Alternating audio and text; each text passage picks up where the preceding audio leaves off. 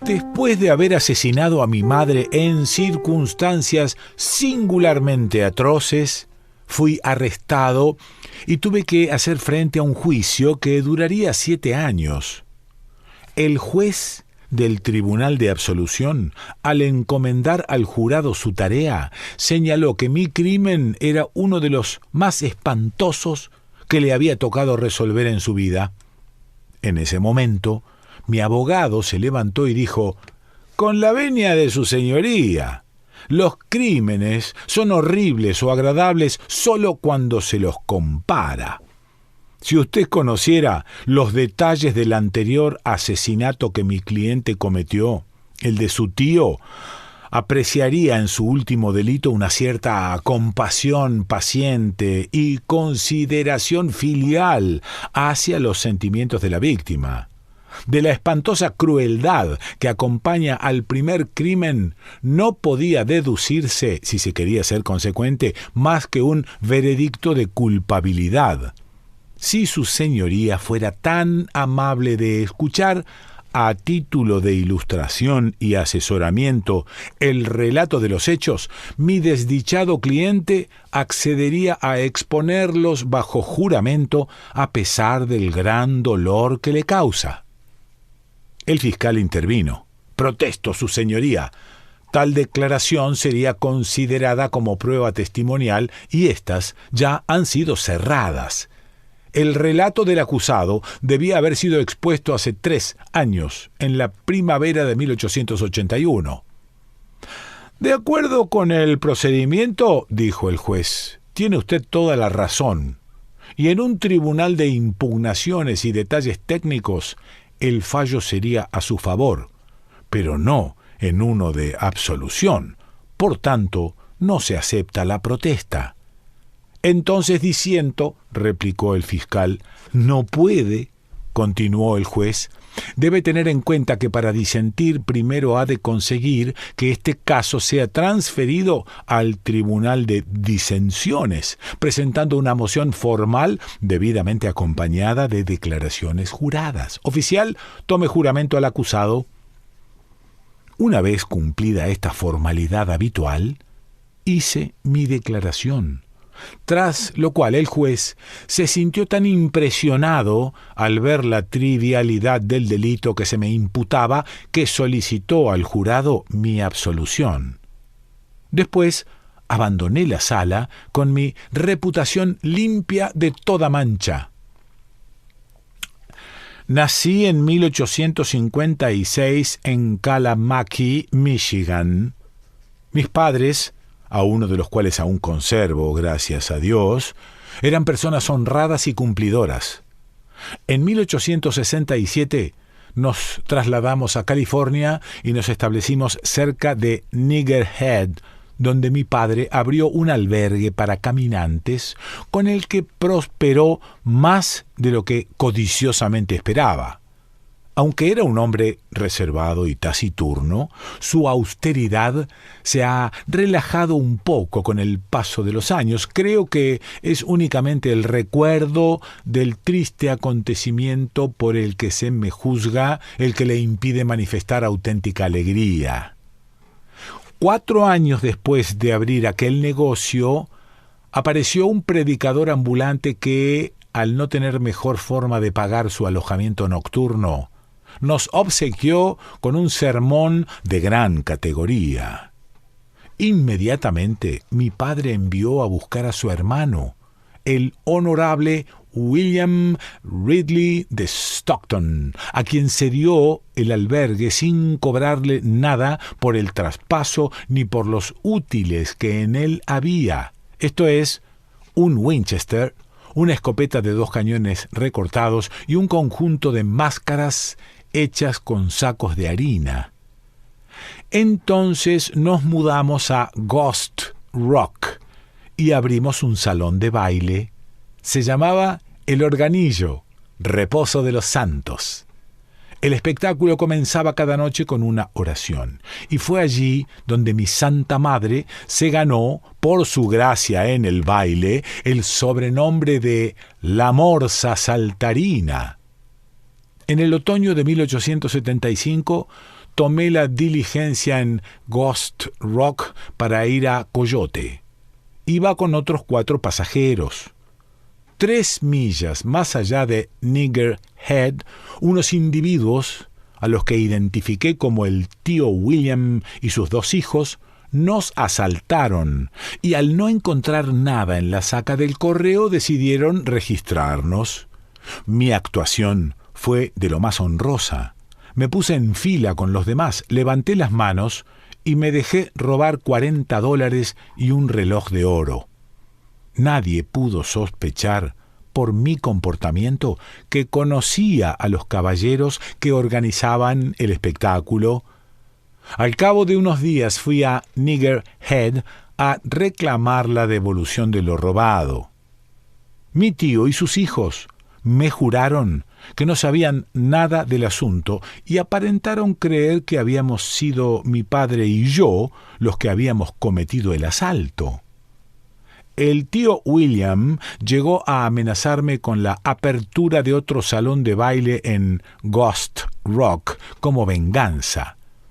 Me di cuenta enseguida de que esta operación, que parecía ventajosa, iba a ser nuestra ruina. Entonces le dije a mi tío que si me aceptaba en su proyecto y no le hacía ningún comentario sobre ello a mi padre, estaba dispuesto a olvidar lo ocurrido. Pero rechazó mi razonable oferta y fue entonces cuando empecé a pensar que las cosas irían mejor y serían más agradables cuando mi tío estuviera muerto. Al cabo de cierto tiempo dedicado a perfeccionar los planes para acabar con él, se los comuniqué a mis padres y tuve la gran alegría de contar con su aprobación. Papá dijo que estaba orgulloso de mí y mamá me prometió que, aunque su religión prohíba colaborar en la destrucción de una vida humana, rezaría para que todo saliera bien. Lo primero que hice, como medida cautelar, fue solicitar mi ingreso en la poderosa orden de los Caballeros del Crimen. A su debido tiempo fui nombrado miembro de la comandancia de Ghost Rock. El día que mi período de prueba terminó, tuve acceso, por primera vez, a los archivos de la orden y pude conocer quiénes eran sus miembros. Descubrí que el vicecanciller de la orden era mi propio tío, cuyo nombre aparecía en tercer lugar. Era algo que superaba todas mis ansias de grandilocuencia. Al asesinato podría añadir la insubordinación y la traición. Mi madre lo habría llamado un capricho especial de la providencia. Por esos días se produjo un acontecimiento que hizo que mi alegría desembocara en una vorágine de felicidad. Arrestaron a 3 forasteros por el asalto a la diligencia. Se les juzgó y, a pesar de mis esfuerzos por salvarles e inculpar a 3 de los ciudadanos más dignos y respetables de Ghost Rock, fueron condenados con las mínimas pruebas. Desde aquel momento mi crimen podría ser todo lo infundado y disparatado que yo quisiera. Una mañana me eché el Winchester al hombro y me dirigí a casa de mi tío. Pregunté a mi tía Mary, su esposa, si él estaba en casa y añadí que tenía la intención de matarle. Mi tía replicó con su habitual sonrisa que eran muchos los caballeros que llegaban con la misma idea y se marchaban sin obtener ningún resultado. Agregó que no tenía aspecto de querer matar a nadie, así que, para demostrarle mi buena fe, alcé el rifle y le pegué un tiro a un chino que pasaba por allí. Entonces comentó que podía encontrar al tío en el redil, al otro lado del río. Se despidió de mí diciendo que esperaba que ganara el mejor. Desde luego, la tía Mary era una de las personas más ecuánimes que he conocido. Encontré al tío William arrodillado, enfrascado en la tarea de esquilar a una oveja.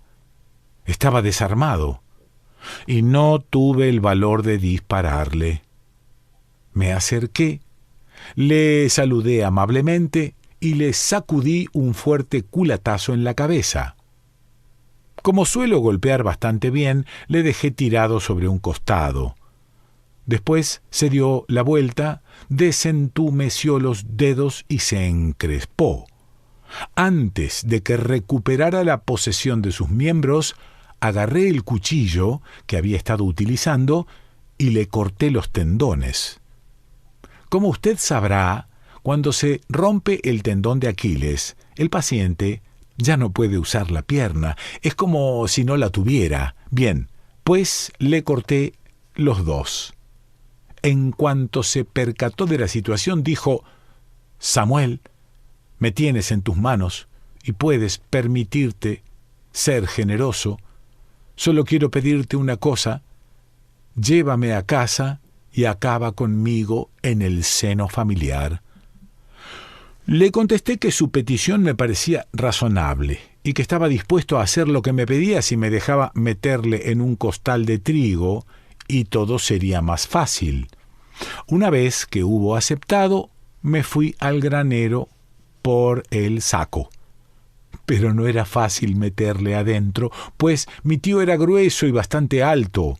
Decidí doblarle las piernas con las rodillas contra el pecho y embutirle dentro, tras lo cual hice un nudo sobre su cabeza. Aunque empleé todas mis fuerzas para llevarlo sobre la espalda, me resultaba bastante pesado. Fui dando trompicones hasta llegar a un columpio que unos niños habían colgado de la rama de un roble. Lo puse encima y me senté sobre él a descansar. Al ver la cuerda, se me ocurrió una feliz idea. 20 minutos después, mi tío, aún en el saco, se balanceaba a merced del viento. Había bajado la cuerda y tras atar uno de sus extremos a la boca del saco y pasar el otro por encima de la rama, levanté el fardo a una altura de unos 5 pies. Amarré el último cabo de nuevo en el saco y tuve el placer de ver a mi pariente convertido en un pesado y hermoso péndulo.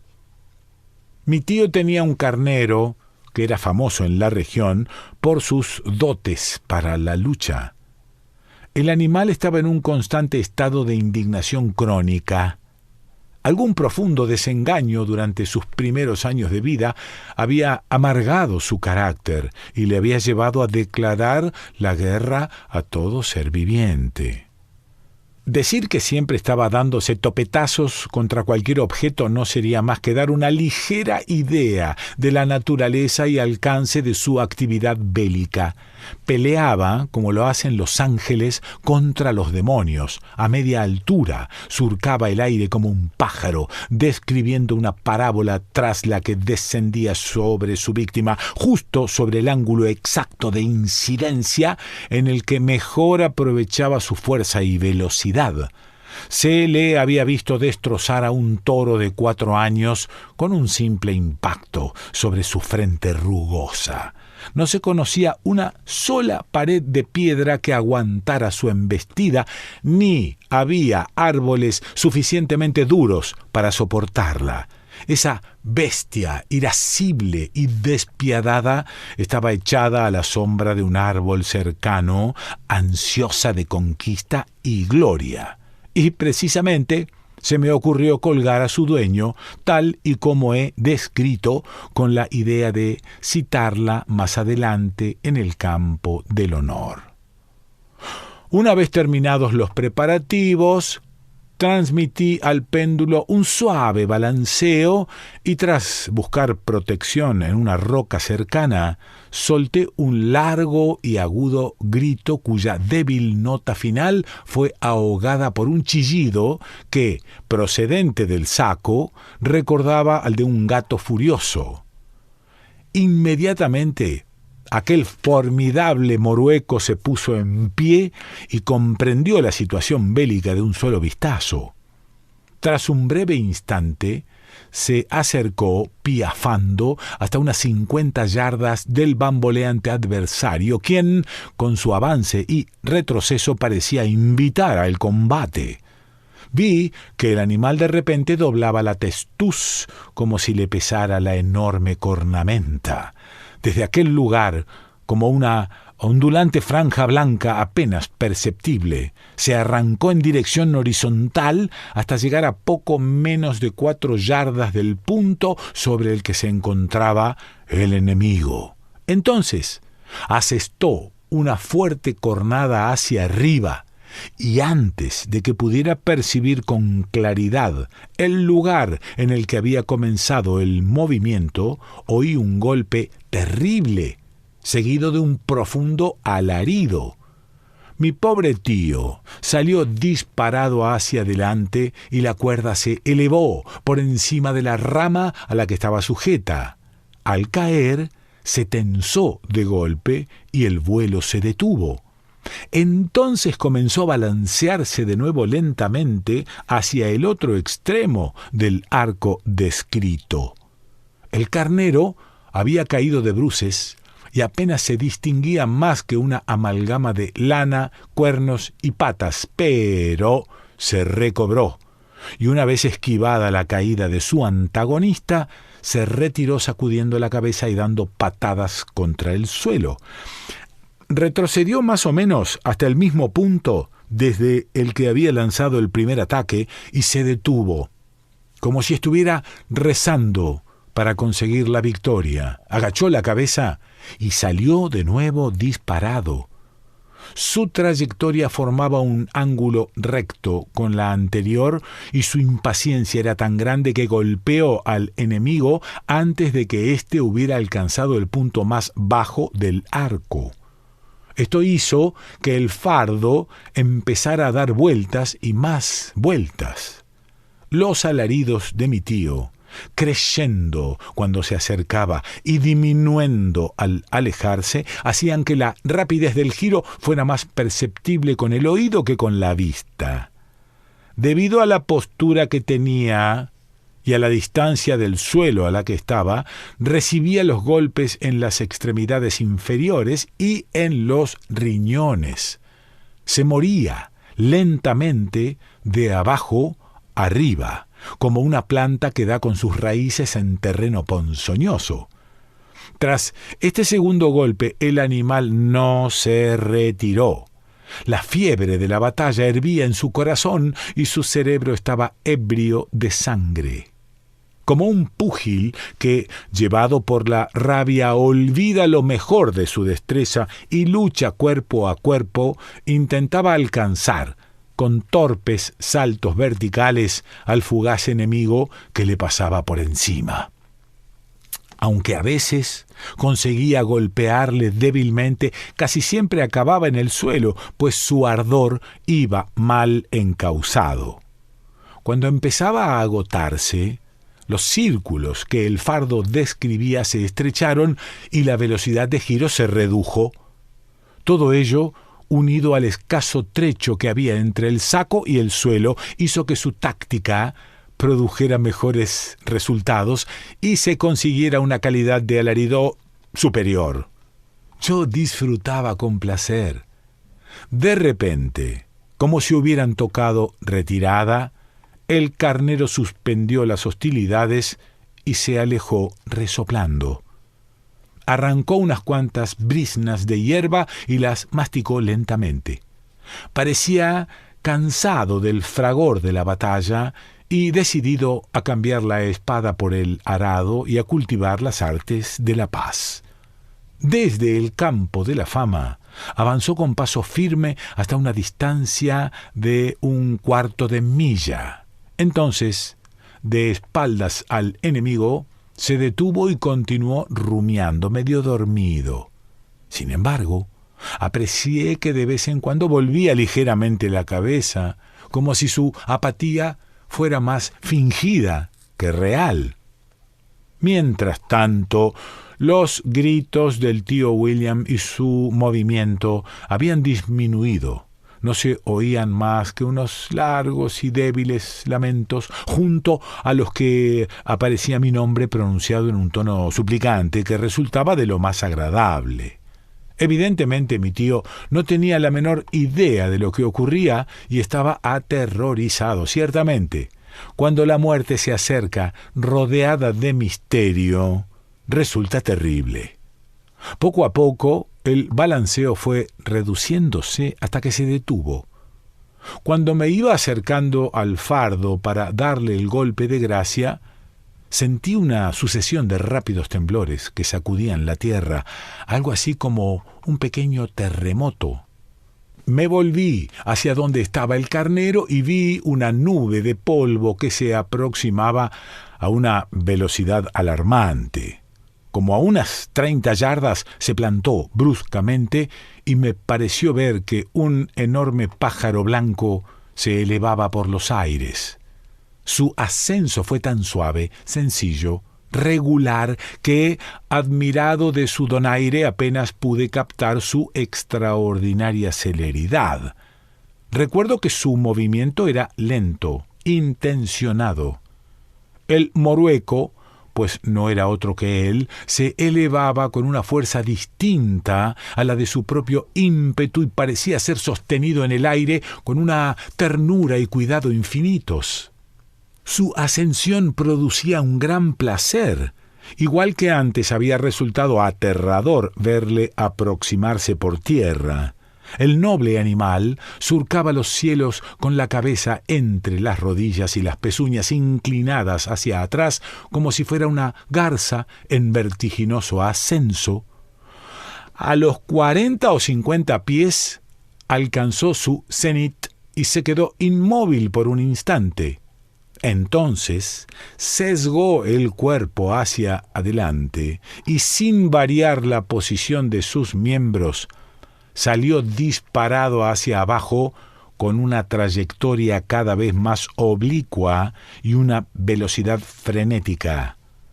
Pasó por encima de mí con el estruendo de una bala de cañón y golpeó a mi pobre tío exactamente en el centro de la cabeza. Tan espantoso fue el impacto que no solo le partió el cuello, sino que incluso la cuerda se rompió. El cuerpo del difunto se estrelló contra el suelo y fue deshecho por las cornadas del meteórico musmón.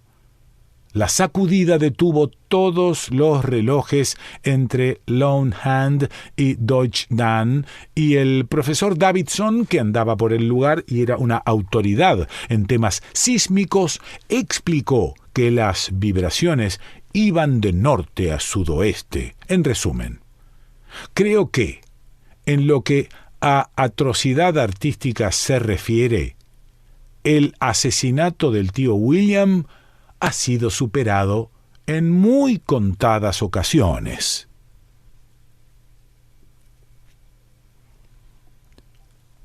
Ambrose Bierce.